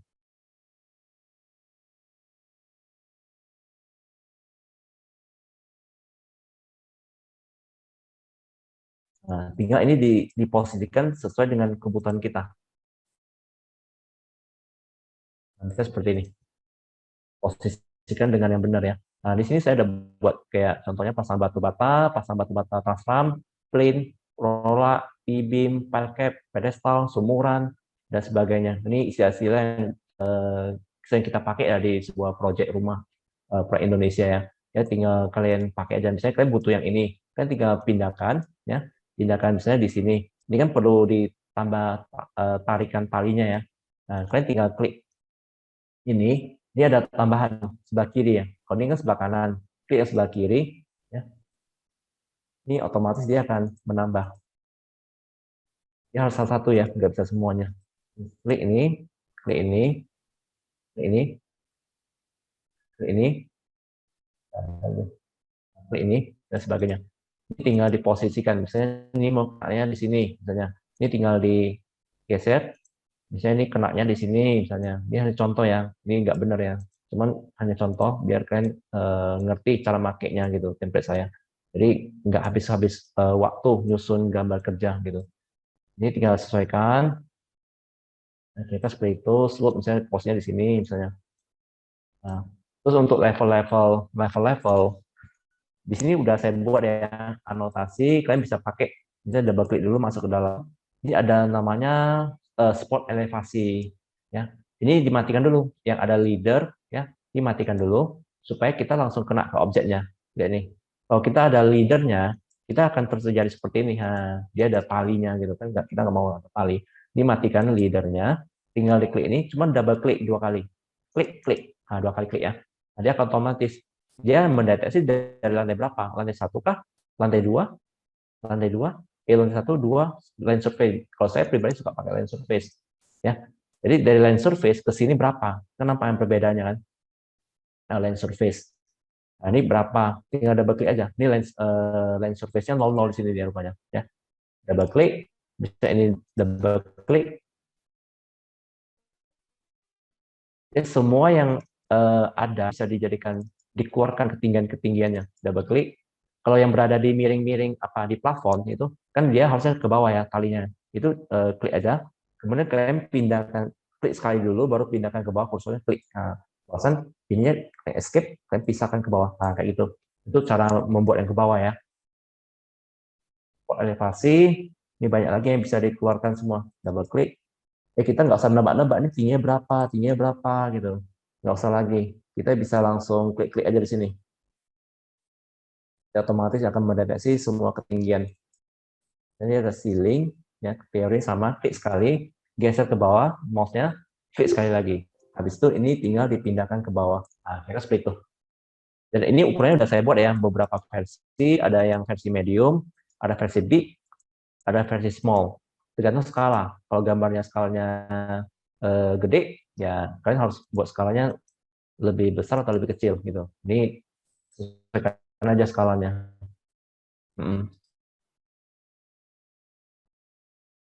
Jadi kalau pintu-pintu, saya udah buatkan ya untuk kalian, pintu tinggal kalian ubah aja. Misalnya pintu ini mau diubah sesuai dengan kebutuhan, klik-klik pintunya, di sini ada pintunya. Jadi pintu yang kalian pakai waktu diklik di project, kalian bisa klik ini, maka pintunya akan berubah. Nah, dia akan otomatis berubah. Kalian bisa tarik ukuran balik gitu. Itu aja, Dan, yang mau saya tambahkan untuk potongannya, biar lebih cepat orang membuatnya. Untuk peserta, kita masih punya waktu lebih kurang 30 menit. Yang ingin bertanya langsung, baik mengenai template ataupun kelas, bisa silahkan langsung ditanyakan di sesi ini. Mas saya Indra. Ya, silakan Pak Indra. Bertanya ya. Ini tadi saya terlambat ikutan nih, setengah jam. Jadi ada rekamannya nggak? Iya. Bertanya itu nanti kita dapat template-nya ya? Dapat template-nya ya? Ya, biar saya jawab ya Pak ya. Ya. Jadi spesial promo untuk webinar ini, jika Bapak ikut kelas BIM, maka akan ada cashback senilai Rp1.000.000 Pak. Nah, iya. jika pembelian template, kita berikan diskon 50% dari harga reguler Rp2.000.000. Iya. Yang di grup itu ya? Ya. Ketika sudah punya template, jika ingin update, maka akan dikenakan Rp4.000. Oh iya. Ya, tanya itu aja. Makasih. Ya, terima kasih Pak. Ya, kira-kira ada Pak Indra biasa pakai Revit biasanya, Pak? Cuma coba aja sih. Oh, nyoba. Sebelumnya pakai software apa? Oh ya, Revit, CAD, SketchUp biasanya. Oh, semua software SketchUp juga ya. Coba. Iya. Ya. Mungkin bagi yang kayak Pak Indra ya, ingin coba-coba silakan dicoba ya. Karena template saya itu memang udah sangat lengkap ya. Jadi bagi kalian yang nggak ada waktu untuk belajar di LPK, kan LPK itu ada jadwalnya 15 hari ya. Mungkin akan makan waktu ya. Tapi kalau kalian ingin coba-coba, silakan pelajarin. Jadi apa bedanya? Kalau di LPK kita akan ngajarin secara detail ya, LW 100 sampai 300. Jadi otomatis ilmu-ilmunya itu komplit, nggak sepenggal-sepenggal. Kalau kita belajar sendiri, sebenarnya di YouTube banyak sih tutorial yang bisa kalian download ya, atau kalian lihat di YouTube ya. Semua tutorial itu paling lengkap di Revit itu ada semua di YouTube. Cuman kadang-kadang sepenggal-sepenggal, jadi kalian akan bingung sendiri nanti. Tapi dengan bantuan template saya itu cukup membantu ya. Kalian akan nggak seperti waktu pertama saya diajarin orang tentang Revit ya. Saya sampai bingung sendiri. Kita harus mulai dari mana ya? Kok nggak ada ini, nggak ada itu ya? Kok nggak sesuai dengan di YouTube ada simbol potongan seperti ini. Di tempat saya kok nggak ada ya, nyarinya di mana ya, kayak gitu. Itu yang sering terjadi, yang membuat orang itu kesulitan waktu belajar di YouTube. Tanya lagi nih. Oh, Pak Indra, silakan Pak Indra. Ini tanyaan dasar nih. LOD 100 sama LOD 400 itu lebih detail mana ya? Baik. Saya jawab dulu, Den. Ya, Pak, silakan Pak Tani. Memang itu pertanyaan dasar sih, karena webinar kali ini lebih kepada orang-orang yang udah pernah belajar Revit ataupun udah mengenal ya. LOD itu semacam singkatan yang biasa dipakai di secara internasional ya. Dia kayak bahasa baku untuk menjelaskan tentang BIM gitu. Jadi kalau kita bicara LOD pasti bicara tentang kedetailan gambar. Kalau di bahasa Indonesia kan LOD itu kedalaman informasi. Saya baca di Undang-Undang Arsitek juga tertulis jelas ya, di situ tertulis jelas gambar arsitek itu harus mencapai kedalaman informasi gitu. Kedalaman informasi sampai level keberapa. Jadi kedalaman informasi itu ada kalau di bahasa BIM itu ada sekitar 5 ya. LOD 100, 200, 300, 350, 400 sampai 500, berarti ada 6 level kedalaman. Saya mungkin sekilas flashback aja ya, mungkin sebagian udah tahu, tapi karena ada yang menanyakan, kalian menunggu pertanyaan yang lain, saya mungkin jelaskan kembali tentang LOD secara garis besar yang nggak lama. Mungkin saya kasih lihat dulu mengenai LOD yang mungkin di sini detail di dalam template juga sudah ada ya, jadi kalian udah bisa lihatnya di bagian sini 0 ya. Ini untuk penjelasan mengenai LOD di bagian sini, kalian bisa lihat di webinar saya sebelumnya di YouTube ya. Di situ dijelaskan bagaimana kita sebagai prinsipal itu bisa nyusun ini dengan sangat lengkap. Jadi di sebuah project biasa mencakup LOD 100 sampai 500 ya. Biasa kalau sebagai kita konsultan perencana, kita hanya mencapai LOD 350. 400 sama 500 itu dikerjakan oleh tim pelaksana. Jadi kalau LOD 100 itu menjelaskan tentang konsep ya, tentang presentation board ya. Biasanya kalau proyek komersil investor butuh gitu untuk memprediksi awal lah bahwasanya proyek ini bakal untung nggak, terus luasannya butuh berapa, terus dari pemerintah ingin tahu kalian membangunnya sesuai nggak dengan GSB. Nah, jadi di situ dituangkan gambar-gambar kita itu di LOD 100, tapi hanya berupa kotak-kotak gitu, kotak-kotak bahan massa gitu. Jadi nggak detail-detail banget gitu. Jadi di LOD 200 biasa di sini 100 udah di-approve, udah disetujui, investor udah nggak ada masalah lagi soal budget, mereka akan masuk ke 200. Di 200 ini gambarnya udah mulai detail lah, didetailkan ya. Terus kalau dulu sebelum ada SIMBG, website SIMBG untuk pengurusan perizinannya, IMB kan udah ganti nama yang menjadi PBG ya. Jadi dulunya kita membutuhkan gambar 200 udah bisa ngurus IMB. Jadi mereka hanya butuh gambar denah tanpa potongan ya. Sekarang gara-gara peraturan Omnibus Law yang Undang-Undang Arsitek udah keluar, segala macam gambar itu sangat detail. Jadi mereka membutuhkan gambar sampai LOD 350 barusan izin itu bisa dikeluarkan. Jadi otomatis gambar kita harus sangat lengkap. Kalau di LOD 300 itu adalah disebut dokumen tender. Di sini apa beda 200 sama 300? Di sini udah ada spek. Kalau ini belum ada spek. Spek itu seperti apa? Kalau kalian udah mau pakai template saya tentu udah tahu ya. Di semua bagian seperti kita buka bagian mungkin wall ya. Tadi kan saya ada jelaskan tentang kode-kode ya. Misalnya kita mau keluarkan ini wall-nya, saya keluarkan kode annotate di bagian aset. Noted ya, saya keluarkan kode ini misalnya. Nah, ini kan wall ya. Ini saya kasih nama BD ya. BD02 misalnya. BD02 ini adalah ini gitu. Ini BD, saya tulis ini mungkin BD02. Ini saya ganti jadi BD02. Ini adalah ukiran batu, finishing cat putih, waterproof paint, gitulah. Nah, ini kodenya. Dan ini kalau bisa tulis, kalau di swasta langsung tulis saja kode mereknya, merek barang. Itu langsung tulis saja gitu. Jadi otomatis si kontraktor akan menghitung sesuai dengan yang kita tulis gitu loh. Ya BD02 itu barangnya ini. Speknya ini gitu. Kita boleh lampirkan foto segala macam. Nah, ini disebut spek ya. Jadi kalau kita berada di level LOD 300, beda dengan 200 adalah kita harus ada kode-kode di gambar itu, spek-speknya.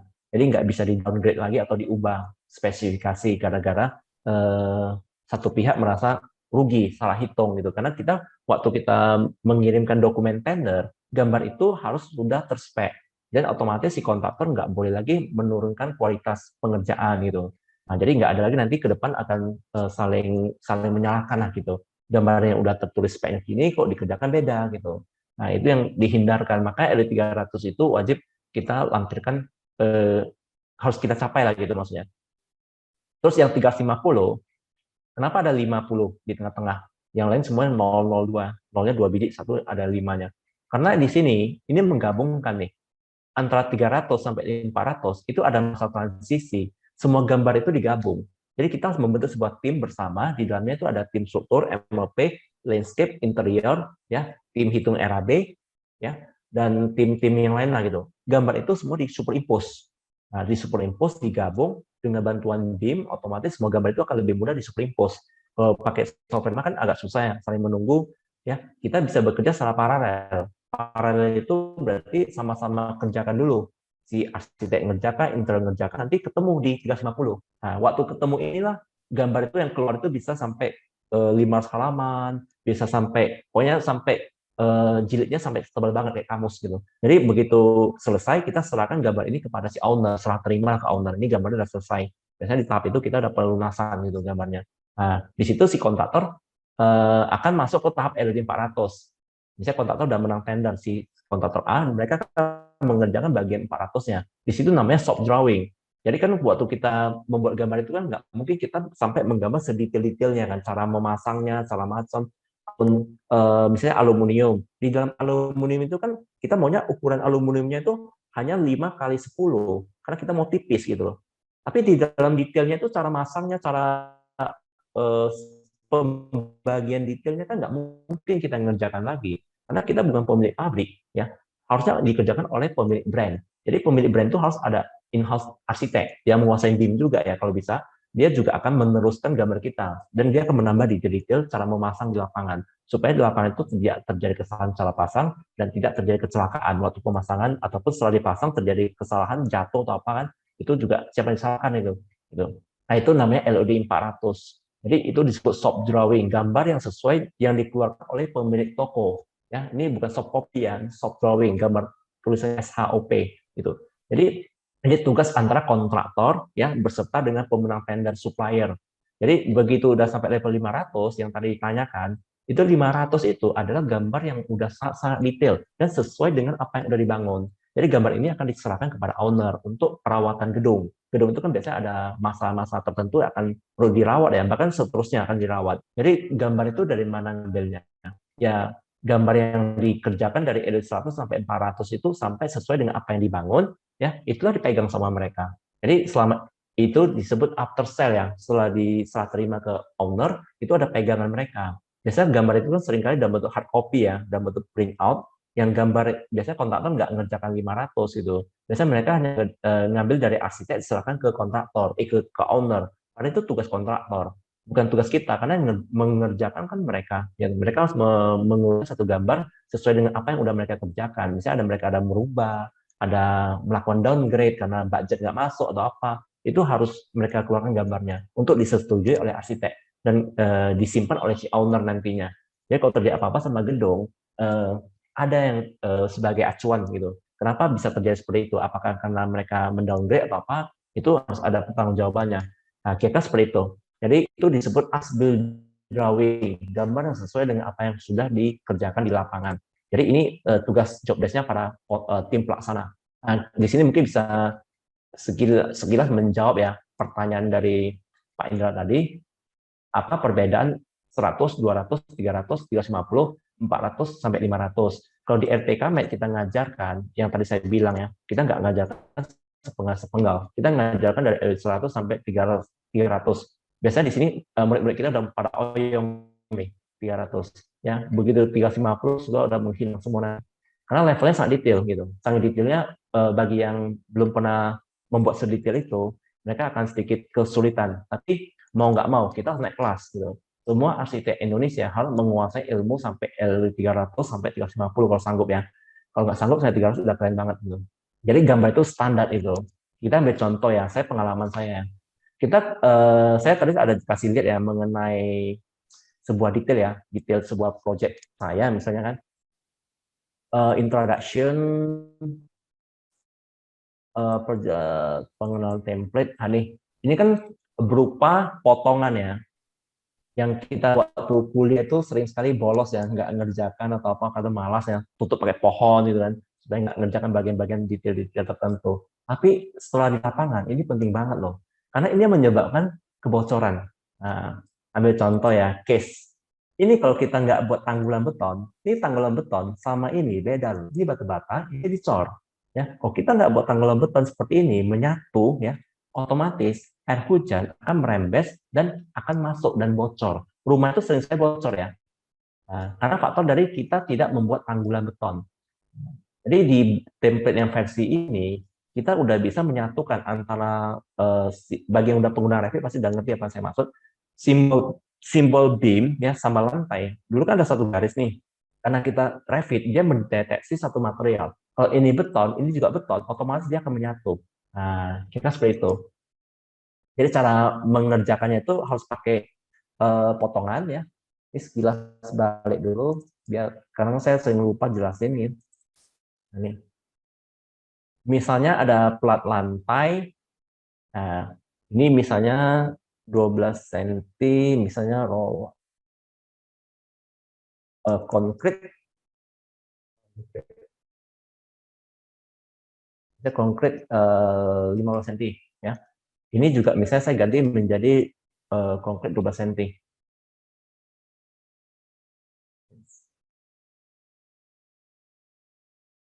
Ini kondisi apa ya? Roof. Saya mau cari floor gitu. Bentar ya. Saya cari floor. Saya turun ke bawah misalnya.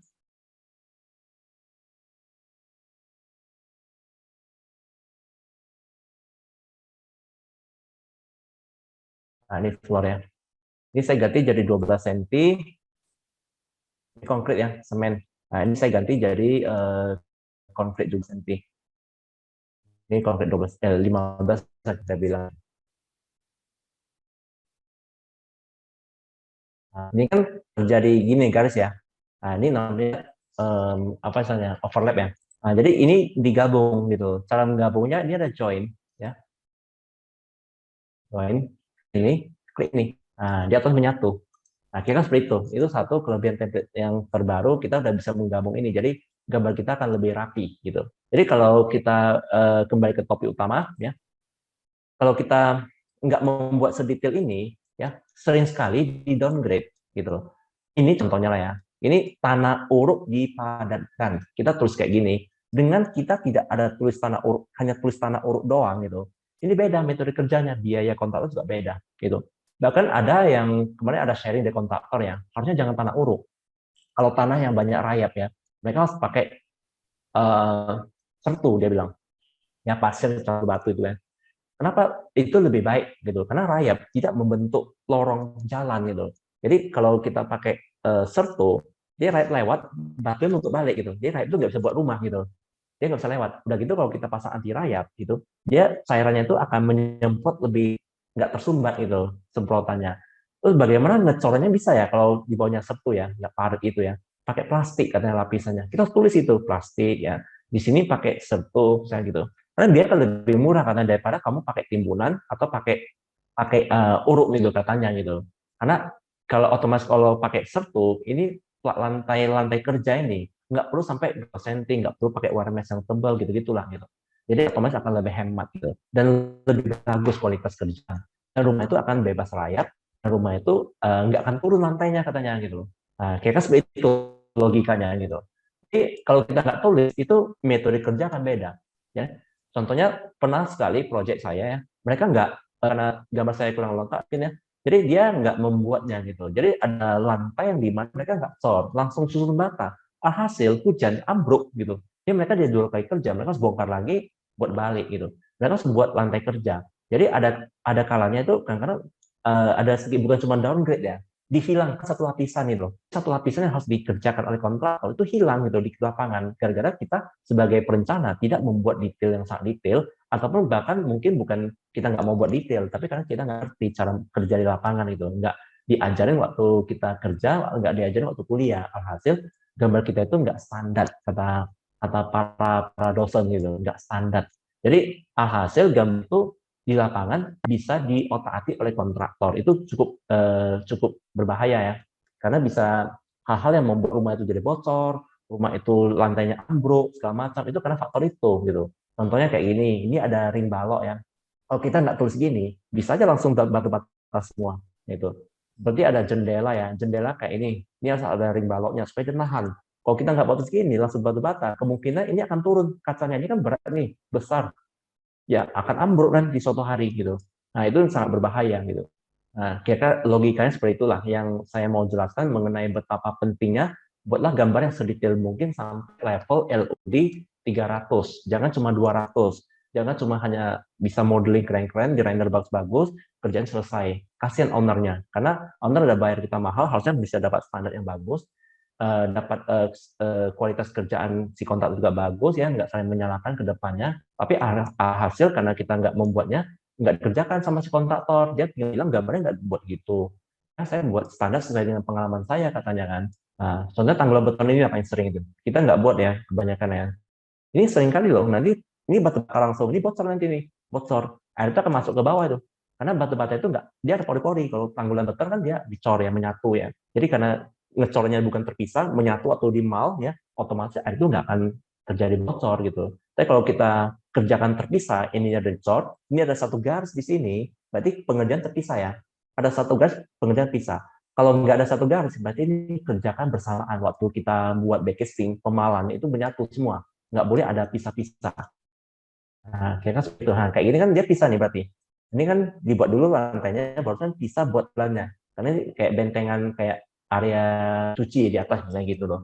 Nah, kayak gitu. Nah, ini contohnya nggak ada tanggulan seperti ini.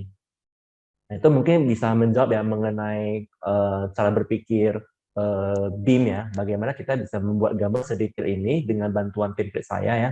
Kalau template yang lama belum, hanya versi 6 yang bisa sampai sedetail ini. Seperti itu. Silakan, Den. Ada lagi pertanyaan lain? Ya, mencerahkan ya Pak ya jawabannya Pak ya. Terima kasih Pak Tony. Nah, untuk peserta yang lain masih bisa diberikan kesempatan waktunya untuk bertanya langsung ke mentor kita. Ada pertanyaan tuh bahasa itu. Untuk alumni template-nya berbayar atau free? Kolom chat tadi Pak udah kita balas Pak. Ini dari para mentor LPK Mat, kalau ada yang ingin ditanyakan dipersilakan. Mentor, calon peserta dari Ikatan Alumni juga dipersilakan jika ingin bertanya langsung dengan Pak Tony.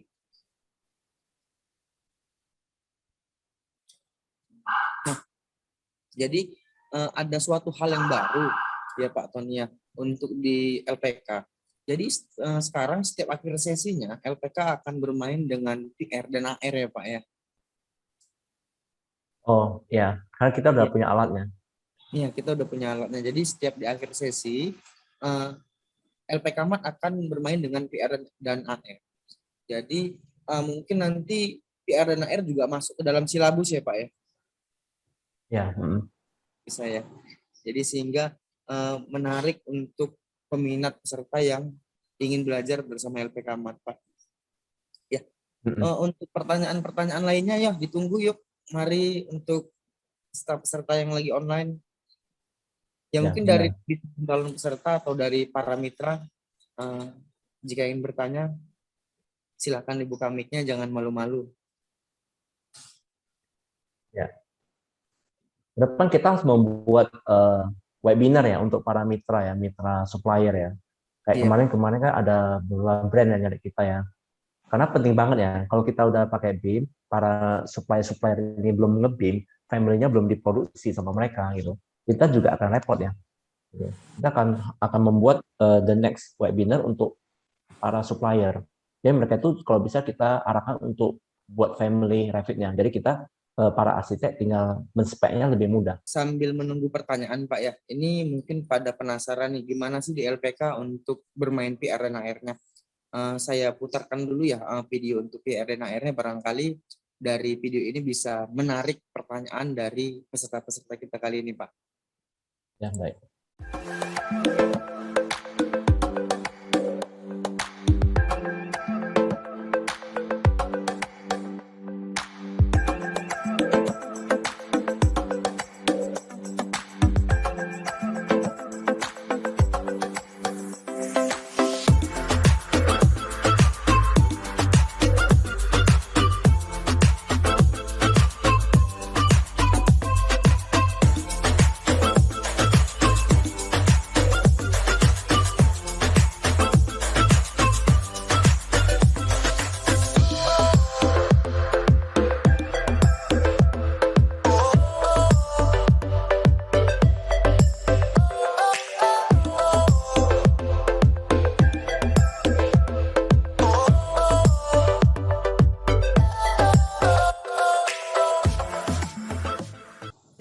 Untuk pertanyaannya mungkin di sesi ini kita sudah bisa akhiri belum ya Pak ya? Ya, boleh. Ya, baiklah Pak Tony. Terima kasih untuk penjelasannya. Semoga bisa bermanfaat untuk para alumni, untuk para mitra dan para arsitek-arsitek kita beserta mentor yang bisa menggunakan. Nah, kita butuh masukan dari beberapa praktisi sehingga bisa ikut membangun dalam template sharing ini dalam bentuk family atau kita mempersatukan bagaimana dunia konstruksi kita ini terimplementasi dengan BIM langsung ya. Ya, baik Pak Tony, terima kasih pencerahannya hari ini. Semoga bisa menjadikan ilmu yang bermanfaat untuk kita semua yang hadir di acara kali ini. Nah, baiklah, demikian acara webinar ini. Jika ada pertanyaan, nanti bisa ditanyakan ke dalam grup WhatsApp yang sudah ada di masing-masing peserta. Saya Denny Noprianto pamit undur diri. Sebelum saya mengakhiri sesi acara ini, berikut video-video penjelasan yang akan kami putarkan penjelasan dari LPK Mat.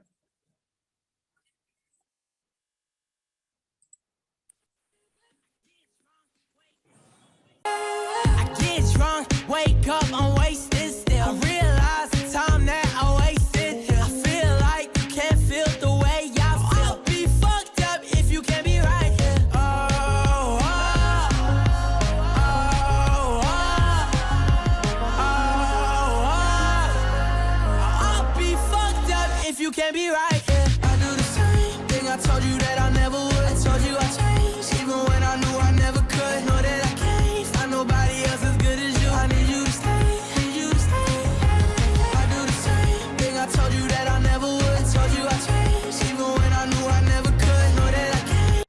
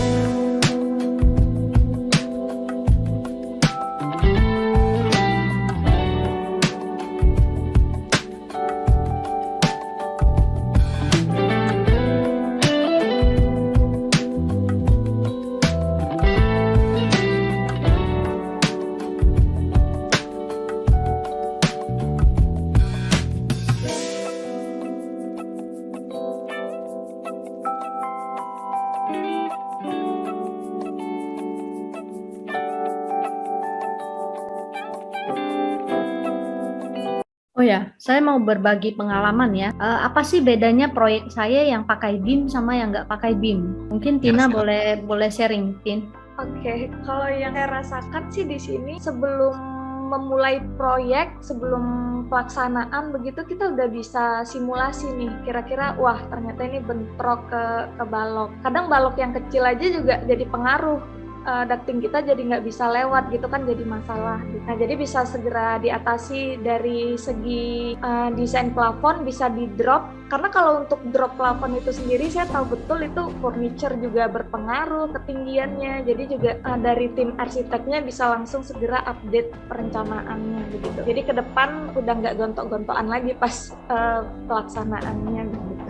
Nah, kalau dari saya mungkin bahasanya seperti ini ya. Kalau dulu kami selalu jadi kambing hitam yang disalah-salahin orang di proyek. Kenapa? Karena kalau saya kontraktor listrik, saya hanya fokus di kerjaan saya listrik doang ya. Tanam-tanam, lampu pasang ke panel, jalurnya udah oke, selesai. Nah kalau tadi yang saya sudah jelaskan, AC, apalagi AC sentral, kita terhubung ke semua lini ya. Dari mulai kontraktor sipil, plumbing, MEP, listrik, lampu, bahkan sekarang smart home. Kita juga ikut andil di dalam smart home ya. Sekarang kan sudah green building, kita ngomongin green building, bagaimana hemat listrik, kemudian smart home ya. Kita semua terhubung, semua lini, termasuk dengan interior design ya. Jadi kalau misalnya dulu kita nggak pakai BIM, proyek kami yang nggak pakai BIM dengan yang pakai BIM itu sangat jauh berbeda ya. Artinya kalau hasilnya mungkin pada akhirnya semuanya sama ya, tapi di dalam prosesnya itu less effort untuk gontok-gontokan di lapangan itu jadi lebih minim gitu Pak Tony. Mungkin nanti teman-teman interior design di sini yang udah belajar BIM juga akan bicara hal yang sama dengan saya ketika sudah menerapkan ini di lapangan. Tidak ada project yang kita katakan 100% perfect, tapi biasanya kalau prosesnya kita mulai dengan baik, kita misalnya hasilnya yang kita dapat itu baik gitu Pak Tony. Terima kasih Ya, luar biasa sekali ilmunya.